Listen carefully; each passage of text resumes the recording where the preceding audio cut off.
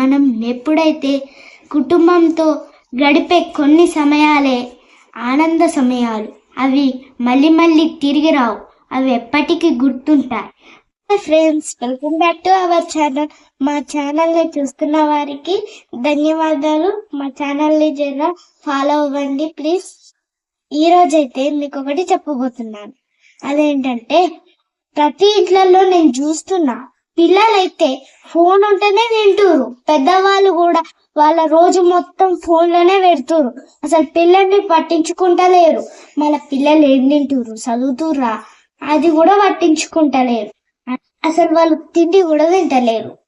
ఇగో మీకు చెప్తున్నా, అలా మీరున్నారా చూసుకోండి. ఈ రోజైతే నేను మీకు ఒక స్టోరీ చెప్తాను. ఈ కథ పేరు ప్రేమానురాగాల పెట్టె. ఇదొక పెట్టె కథ.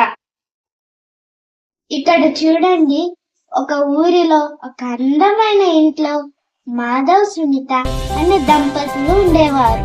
వారికి వెన్నెల అనే కూతురు కూడా ఉండేది, చిన్న కూతురు.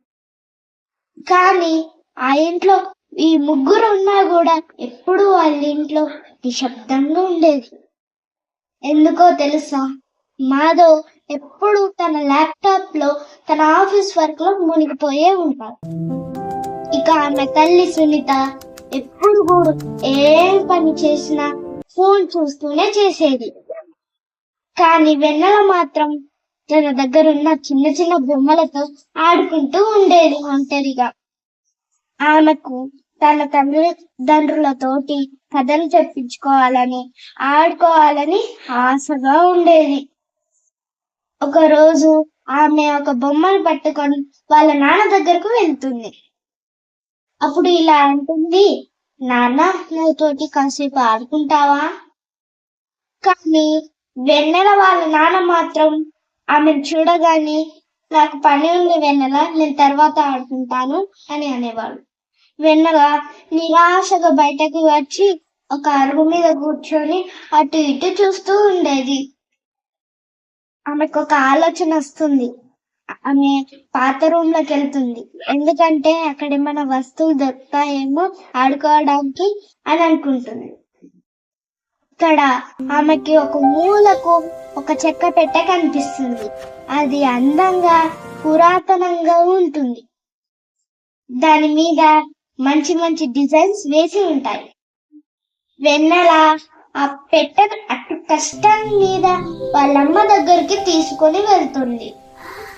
అప్పుడు వాళ్ళమ్మ ఆ పెట్టెను చూడగా ఒకటేసారిగా ఆశ్చర్యపోతుంది. అరే, ఇది మా అమ్మమ్మ కాలం నాటి పెట్టె అని అంటుంది. ఆమె ఆ పెట్టెను ఓపెన్ చేయగానే అందులో దుమ్ము పట్టిన పాత ఉత్తరాలు, చిన్న చిన్న రంగుల చీటీలు కనిపిస్తాయి. అప్పుడు వాళ్ళమ్మ చిన్న చీటీలను చదువుతూ వాళ్ళమ్మ కళ్ళల్లో నీళ్లు తిరుగుతాయి. వాళ్ళమ్మ ఇలా చెప్తుంది వెన్నెలతో, దీన్ని కృతజ్ఞత పెట్టగా పిలిచేవారు అని చెప్తుంది. అప్పట్లో రాత్రిపూట అందరం ఒకటే దగ్గర కూర్చొని ఆ రోజు ఏవైతే మంచి పనులు చేశామో ఆ మంచి పనులను చీటీల మీద రాసి ఈ పెట్టెలో వేసేవారు. వెన్నెల కళ్ళు ఉత్సాహంతో మెరుస్తాయి. అమ్మా, మనం కూడా అలానే చేద్దామా? నాన్నని కూడా అడుగుదామా? అప్పుడే అక్కడికి వాళ్ళ నాన్న ఆ గదిలోకి వస్తాడు. వెన్నెల పరుగెత్తుకొని వెళ్ళి వాళ్ళ నాన్న చేతిని పట్టుకొని, నాన్న, మనం ఒక కొత్త ఆటను ఆడదామా అని అంటుంది. ఫోన్లు, కంప్యూటర్లు అన్ని పక్కన పెట్టేసి అందరం కలిసి ఆడదాము అని బతిమలాడుతుంది. ఆ రోజు నుండి ఆ ఇంట్లో ఒక కొత్త మార్పు మొదలవుతుంది. ప్రతిరోజు సాయంత్రం ఎవరు కూడా ఒక గంట సేపు ఫోన్లు ముట్టద్దు, ఏ పని కూడా చేయొద్దు అని నిర్ణయించుకుంటారు. సునీత తన ఫోన్ ని ఒక బుట్టలో వేస్తుంది. వాళ్ళ నాన్న తన ల్యాప్టాప్ ని బ్యాగులో వేస్తాడు. వెన్నెల మరియు వాళ్ళ అమ్మా నాన్న అందరూ కూడా ఒక దగ్గరికి కూర్చుంటారు. వెన్నెల ప్రతిరోజు తన స్కూల్లో జరిగే విశేషాలను ఆనందంగా చెప్పేది. వాళ్ళ అమ్మా నాన్న వాళ్ళ చిన్ననాటి అల్లరి పనులను, తీపి జ్ఞాపకాలను వెన్నెలతో పంచుకునేవారు. ఒకరి మాటలు ఒకరు శ్రద్ధగా వింటూ ఆనందాన్ని పంచుకునేవారు.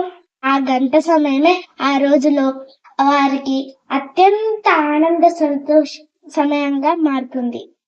ప్రతిరోజు వాళ్ళు ఆ మనసులోని భావాలను ఆ చీటీలో రాసి చెక్కపెట్టెలో వేసేవారు. వెన్నెల ఒక రోజు ఇలా రాస్తుంది, నాన్న నాతో కలిసి బొమ్మలు వేశారు, నాకు చాలా సంతోషంగా ఉంది అని రాస్తుంది. వాళ్ళ నాన్న ఇలా రాస్తాడు, నా కుటుంబంతో సమయం గడిపిన వలన నా ఒత్తిడి మొత్తం పోయింది అని రాస్తాడు. కొద్ది రోజుల్లోనే ఆ చెక్కపెట్టె మొత్తం చీటీలతో నిండిపోతుంది. కానీ అంతకంటే ఎక్కువ ఆ ఇల్లు నవ్వులతో ప్రేమతో నిండిపోతుంది. అప్పుడు వాళ్ళు చాలా సంతోషంగా ఉండగలుగుతారు. నిజమైన సంతోషం టీవీల్లోనూ, ఫోన్లోను, సినిమాలోను, ఏఐలోనూ ఉండదు. మనం ఎప్పుడైతే కుటుంబంతో గడిపే కొన్ని సమయాలే ఆనంద సమయాలు. అవి మళ్ళీ మళ్ళీ తిరిగి రావు. అవి ఎప్పటికీ గుర్తుంటాయి. మన పిల్లలు పెద్దగైనా కూడా వాళ్ళు ఇలా చెప్పుకుంటారు, అప్పుడు నేను మా నాన్నతో కలిసి నేను ఒక ఆట ఆడినా అనే గుర్తు అయితే మనకు ఉంటుంది. అప్పుడు మనం ఆనందంగా ఉంటాం. ఇకనైనా ఫోన్లను మానేసి కుటుంబాన్ని పట్టించుకోండి. ఎందుకంటే ఒకరి బాధ ఒకరికి అర్థమవుతుంది, ఒకరి సంతోషం ఇంకొకరికి పంచవచ్చు.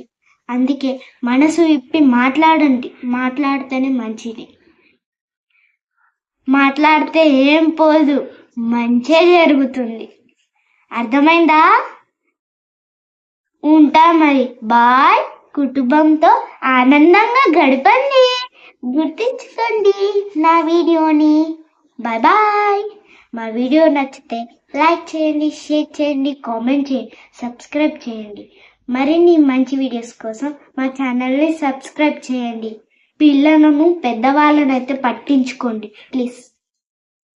మా వీడియోనైతే కాస్త పట్టించుకోండి. ఇది మీకోసమే చేసిన వీడియో. కుటుంబంతో ఆనందంగా ఉండడానికే చేసినా కానీ మీకు అర్థం కావాలి ఫోన్ల వల్ల ఏం రాదని, ఉన్నది సమయం పోతుందని. అందుకే నేను ఈ వీడియో చేసిన మీకోసమే. హ్యాపీగా ఎంజాయ్ చేయండి. బాయ్. Thank you.